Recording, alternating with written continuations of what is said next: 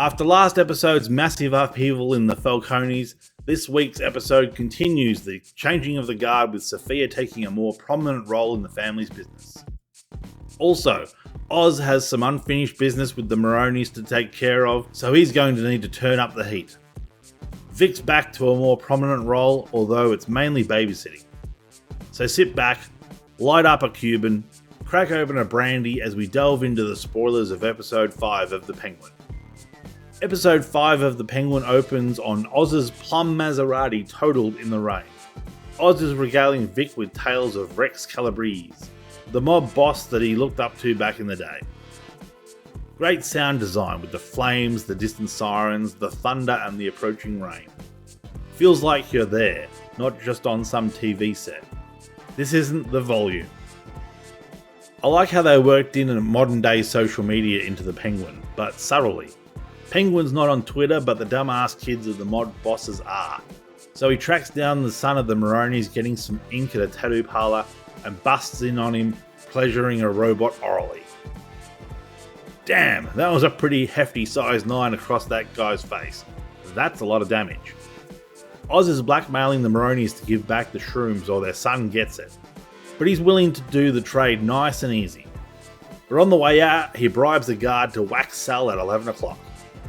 The tragic incident at the Falcones is being reported as a gas leak on the news at the exit to the Blackgate prison. So now Oz knows about the demise of the Falcone family. Perfect time to transition to the Falcone estate where Police Chief Barf is trying desperately to get his lines out before he succumbs to laryngitis. Holy hell, I get that it's the same guy from the Batman, but surely some other detective could do the interview. You know, one I can understand. Luckily, I always watch with subtitles. Sophia's got Johnny Vitti tied up in the family crypt until he starts cooperating. She needs untraceable money. You need Bitcoin. Oz sends Vic back to go look after his ma, cause she's what keeps him good. Nice one. When Johnny Vitti starts saying, she was gonna leave him, you know, I thought he was talking about Luca's wife, not Sophia's mum. Interesting that he mentions wanting to help Sophia's mum to leave, but she wouldn't because of the kids. I guess that gives him a reason to resent Sophia and Alberto.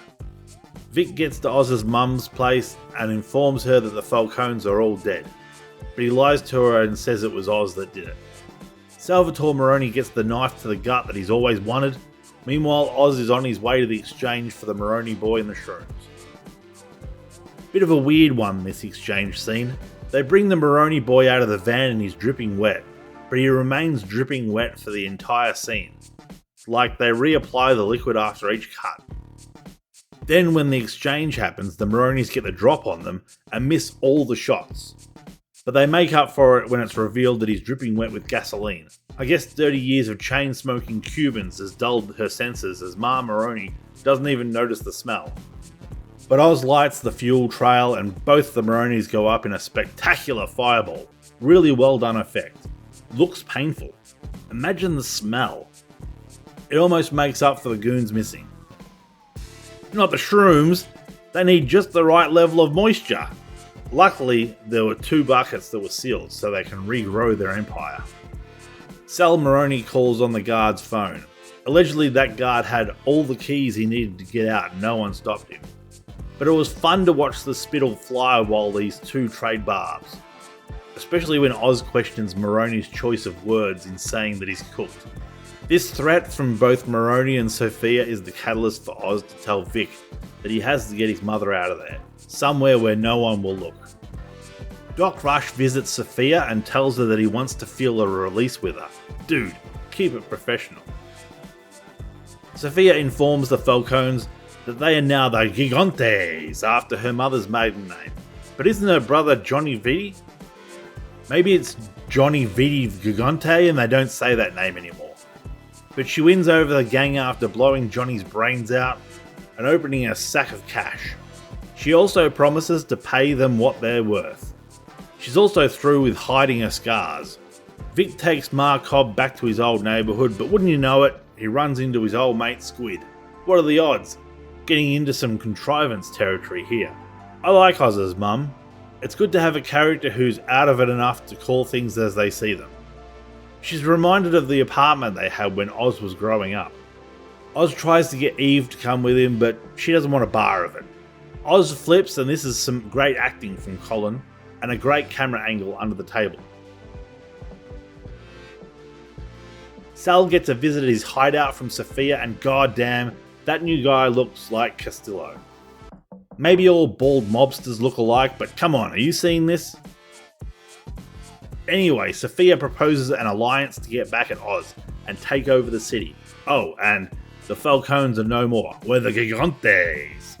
It's hard to watch this scene with Oz and his ma on the bed, talking about how he let her down and is rubbing her failure in her face because she couldn't keep the family together. It hurts because there's an element of truth in there, and it's playing on Oz's own insecurities. They say the ones who love you always hurt you the most. Oz shows he's different from his mother and gives Vic praise for doing a good job. He doesn't want to put that on the poor guy. When Vic asks what happened to his brother, Oz hesitates and says that the city took him, just like your family. Like he's trying to convince himself. I don't believe him. I think Oz made a mistake and it cost his brothers their lives. Lucky they brought the spare change jar, otherwise Oz never would have been reminded of the old abandoned underground trolley system. Perfect for growing shrooms. Another good episode, a solid 7 out of 10, just let down by a few low spots. Again, the coincidences. Bringing the change jar, Squid being on the same street that Vic decided to park. I've got no idea how Sophia knew Oz was responsible for the Maroni death, or that he had the shrooms.